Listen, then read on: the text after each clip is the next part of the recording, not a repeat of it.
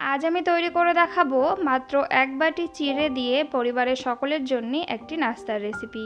নমস্কার বন্ধুরা, আপনারা সবাই কেমন আছেন? আশা করি সবাই অনেক ভালো আছেন। লক্ষ্মীর রান্নাঘরে আপনাদের অনেক অনেক স্বাগত।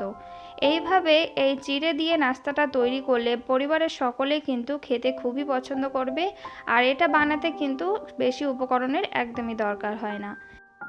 এখানে আমি এক বাটি চিড়ে নিয়ে নিয়েছি। চিড়েগুলোকে আমি বড় একটা বাউলে নিয়ে নেব। এবার চিড়েগুলোকে আমি ভালো করে একটু ধুয়ে নেব। একটুখানি কচলে কচলে ধুয়ে নিতে হবে, চিড়ের মধ্যে কিন্তু প্রচুর নোংরা থাকে। আমি চিড়েগুলোকে ভালো করে দুবার ধুয়ে নেব। আমার চ্যানেলের রেসিপি যদি আপনাদের ভালো লেগে থাকে তাহলে অবশ্যই লাইক করে দেবেন, আর চ্যানেলে নতুন বন্ধু হয়ে থাকলে চ্যানেলটিকে সাবস্ক্রাইব করে আমার পাশে থাকবেন। আমি চিড়েটা ভালো করে ধুয়ে নিয়েছি। এবার আমি ঢাকা দিয়ে 10 মিনিটের জন্য রেস্টে রেখে দেবো। 10 মিনিট পর ঢাকাটা খুলে নিয়েছি। 10 মিনিটে কিন্তু চিড়েগুলো ভালোভাবে ভিজে গেছে, আর জলটাও কিন্তু একদম শুকিয়ে গেছে। এবার এর মধ্যে দিয়ে দেবো মিডিয়াম সাইজের দুটো পেঁয়াজ কুচি, একদম বারিক করে কেটেছি। আর দিয়ে দেবো বেশ কিছু কাঁচা লঙ্কা কুচি, ঝালটা অবশ্যই আপনারা আপনাদের পছন্দ মতোই দেবেন। আর দিয়ে দেবো ধনেপাতা কুচি। এখানে আমি একটুখানি আদা নিয়েছি, আদাটাকে আমি এর মধ্যে গ্রেট করে দিয়ে দেবো। এটা কিন্তু একদমই অপশনাল, আপনারা চাইলে নাও দিতে পারেন। আর এখানে নিয়েছি আমি একটা সিদ্ধ করা আলু, আলুটাকে আমি গ্রেট করে এর মধ্যে দিয়ে দেবো।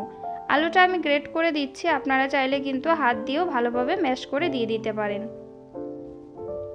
আমি আলুটাকে ভালোভাবে গ্রেট করে দিয়ে দিয়েছি। এবার এর মধ্যে দিয়ে দেবো স্বাদ অনুসারে লবণ, পরিমাণ মতো দিয়ে দেবো হলুদ, আর হাফ টিস্পুন দিয়ে দেবো লাল লঙ্কার গুঁড়ি। যেহেতু এর মধ্যে কাঁচা লঙ্কা দিয়েছি, ঝালটা কিন্তু আপনারা পছন্দ মতোই দেবেন। আর দিয়ে দেবো হাফ টিস্পুন ধনে গুঁড়ি, হাফ টিস্পুন দিয়ে দেবো গোলমরিচ গুঁড়ি। এবার সবকটা উপকরণ হাতের সাহায্যে ভালো করে মেখে নেব। এখানে কিন্তু একদমই একটু টাইট করে নিয়ে ভালো করে মাখতে হবে, যাতে চিড়েটাও ভালোভাবে আলুর সাথে মেখে যায়। বন্ধুরা, এইভাবে একবার এই চিড়ের নাস্তাটা তৈরি করে খেয়ে দেখবেন, খেতে কিন্তু খুবই ভালো লাগে। আমি ভালো করে সবকটা উপকরণ মেখে নিয়েছি, আর এর মধ্যে কিন্তু আমি 4 চামচ বেসনও দিয়েছিলাম। সেটা ক্যামেরাটা বন্ধ হয়ে গেছিলো, তার জন্য কিন্তু ওঠেনি। ভালো করে আমি বেসনটা দিয়ে মেখে নিয়েছি। এখানে কিন্তু অবশ্যই বেসনটা ব্যবহার করবে, না হলে তেলে দিলে কিন্তু ভেঙে যাবে। এবার আমি এরকম হাতের সাহায্যে চেপে চেপে প্রথমে গোল করে নিয়ে তারপর এরকম চ্যাপটা করে একটা গোল শেপ দিয়ে নিয়েছি। আপনারা চাইলে কিন্তু আপনাদের পছন্দ মতো যে কোনো শেপ তৈরি করতে পারেন। আমি এই একইভাবে সবগুলোকে তৈরি করে নেব।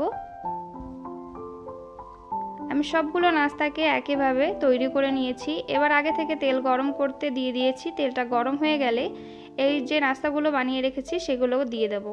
এবার মিডিয়াম আঁচে রেখে উল্টে পাল্টে ভালো করে ভেজে নেব। এক পাশ হয়ে গেলে অপর পাশটা উল্টে দেব। উল্টে পাল্টে গোল্ডেন ব্রাউন হওয়া অবধি ভেজে নেব। ভালো করে আমি ভেজে নিয়েছি। এটা কিন্তু একদম ভাজা হয়ে গেছে। এবার আমি নামিয়ে নেব। এই নাস্তাটা কিন্তু বাইরে থেকে একদম মুচমুচে হয়, আর ভেতরে কিন্তু সফট হয়, খেতে কিন্তু দুর্দান্ত লাগে। তৈরি হয়ে গেছে চিড়ে দিয়ে নাস্তার রেসিপিটি যদি আপনাদের ভালো লেগে থাকে তাহলে অবশ্যই লাইক, কমেন্ট, শেয়ার এবং সাবস্ক্রাইব করে আমার পাশে থাকবেন। একবার হলেও বাড়িতে এইভাবে চিড়ের নাস্তাটি তৈরি করে খেয়ে দেখবেন, আশা করি অনেক ভালো লাগবে। ভালো থাকবেন, সুস্থ থাকবেন। আবার চলে আসবো পরবর্তী রেসিপি নিয়ে।